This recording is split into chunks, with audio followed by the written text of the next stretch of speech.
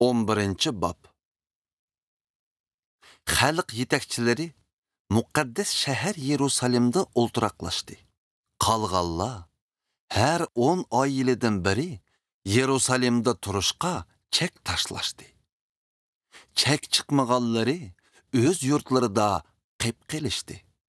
Xalq Yerusalimda turishqa rozi bo'lganlarga baxt saodat tiladi. Bu Yerusalimda o'ltiraqlashgan Yahudiya өлkəsinin başlıqlarının ismliki. Qalğan xalqlar, ruhaniylar, laviylar, ibadətxana xizmətkarları və Sulayman padişah xizmətkarlarının evlatları Yahudiyadakı başqa joylar öz makallarına o'ltiraqlashdi. Yahuda və Binyamin qabiləsidən bəzilər Yerusalimga o'ltiraqlashdi. Yahuda qabila başlıqlarından Ataya Uzziyaның oğlu, Uzziya Zikiriyaның oğlu, Zikiriya Amariyaның oğlu, Amariya Şifatiyaның oğlu, Şifatiya Mahalalilning oğlu, Mahalalil Parazning evladı idi. Maasiya Barukning oğlu, Baruk Kolxozaning oğlu, Kolxoza Xazayanın oğlu, Xazaya Adayanın oğlu, Adaya Yoyaribning oğlu, Yoyarib Zikiriyanın oğlu, Zikiriya Shelahning evladı idi. Parazning Yerusalimda o'ltiraqlashgan evlatlarından jami 268 palvan bar idi. Emdi Binyamin qabilesidan Sallu Mishullamning oğlu, Mishullam Yoyedning oğlu, Yoyed Pidayaning oğlu, Pidaya Qolayaning oğlu, Qolaya Maasiyaning oğlu, Maasiya İtiyilning oğlu, İtiyil Yeshayaning evladı idi. Onundan başqa Gabbay və Sallay bo'lib, jami 928 kishi bar idi. Zikrining oğlu Yoyel ularning boshqurg'uvchisi edi. Hassinuaning oğlu Yahuda bo'lsa, bu shaharning muavin boshlig'i edi. Ruhaniylardan bo'lsa, Yoyaribning oğlu Yedaya, Yakin və Siraya. Siraya Xilqiyaning oğlu. Xilqiya Mishullamning oğlu. Mishullam Zadokning oğlu. Zadok Mirayotning oğlu. Mirayot Ahitubning oğlu edi. Ahitub bo'lsa, ibodatxonaning boshqurg'uvchisi bo'lgan edi. Ularning ibodatxonada xizmat qiladigan xizmatdosh ruhoniylaridan jami 822 kishi bar edi. Adaya Yerohamning oğlu, Yeroham Pilalyaning oğlu, Pilalya Amzining oğlu, Amzi Zikiriyaning oğlu, Zikiriya Pashxurning oğlu, Pashxur Malkiyaning oğlu edi. Adayaning xizmatdoshlaridan jami 242 jamoat boshlig'i bar edi. Amashsay Azarilning oğlu, Azaril Ağzayning oğlu, Ağzay Mishellemotning oğlu, Mishellemot İmmirning oğlu edi.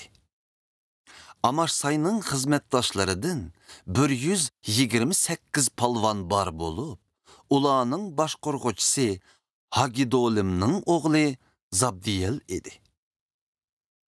Lavilardan bo'lsa, Shimaya Xashshubning oğlu, Xashshub Azriqamning oğlu, Azriqam Xashabiyaning oğlu, Xashabiya Bunnining oğlu edi.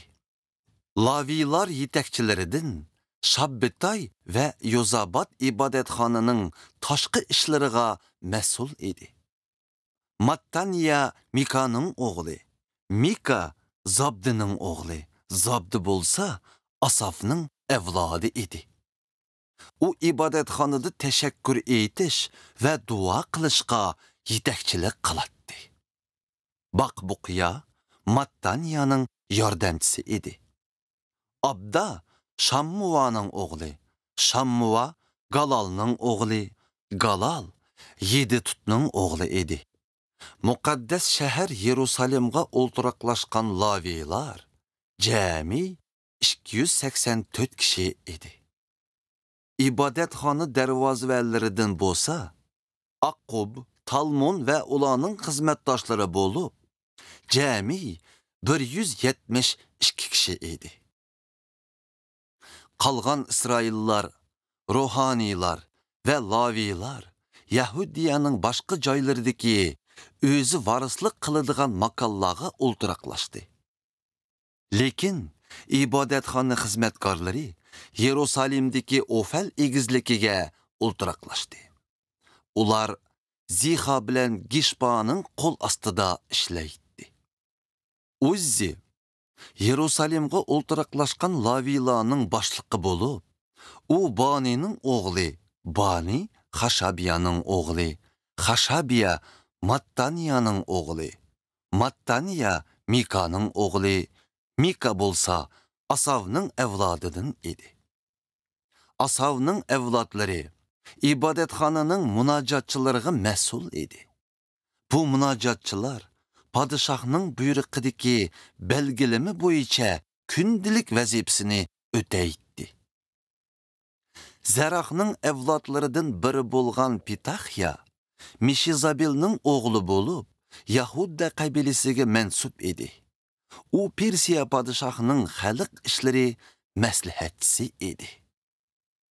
Yahudiyaning yezilari bilan atrofidagi terilg'u joylariga kelsak, Yahuda qabilasidagi ba'zilar Qiryot Arba, Dibon va Yiqabziyil ham ularning atrofidagi yezilarga o'ltiraqlashdi. Ba'zilari Yeshuva, Molada, Beytpelet, Xazar Shual va Be'er-Sheba ham uning yezilariga, Ziqlaq va Mikona ham Mikonaning yezilariga, Enrimmon, Zorah ham Yarmut, Zanovah va Addullam ham ularning yezilariga, Lakish ham uning terilg'u joylariga va Aziqa ham uning yezilariga o'ltiraqlashdi. Demak, Yahuda qabilasidagilar Be'er-Shabodan Hinnom jilg'isigacha bo'lgan joylarga o'ltiraqlashdi. Binyamin qabilasidagilar Gaba, Mikmas, Eyyah va Beytel ham uning yezilariga, Anatot, Nob, Ananiya, Xazor, Ramah, Gittayim, Hadid, Ziboim, Niballat, Lod, Ono va Hunarvalla jilg'isiga o'ltiraqlashdi. Yahudiyada o'ltiraqlashib qolgan ba'zi laviylarning Binyamin qabilasidagilar bilan birga turishi belgilandi.